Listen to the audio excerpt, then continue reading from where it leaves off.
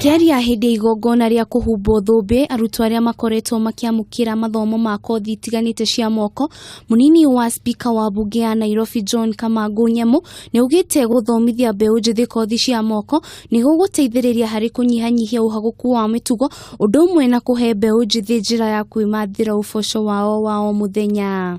Na wahimiza ma MCA wenzangu wale wamepata pesa ya basari, watumie hiyo basari kwa kuwezesha hawa watoto wetu ama youth waweze kuwa na kitu ambacho kinaweza kuwasaidia in future. Ihinda-inĩ o rĩu Minister wa gĩthomo kaunti-ini ya Nairobi Janet Muthoni nĩ aragathĩrĩire ikinya rĩu, akiuga thirikari nĩ yagĩrĩirwo nĩ gũtacũkia ikinya rĩa kĩwatho kũrĩ arĩa maranyamaria ciana cia airĩtu kĩmwĩrĩ. Katika hii mambo nimesikia wasichana wanapachikwa mimba, na niseme kitu kimoja, unaona DS hawa vijana ambao umelipia driving school, kuna research ambayo ilitoka na the biggest casualties hawa unaona hapa hawa, tuseme tusiseme,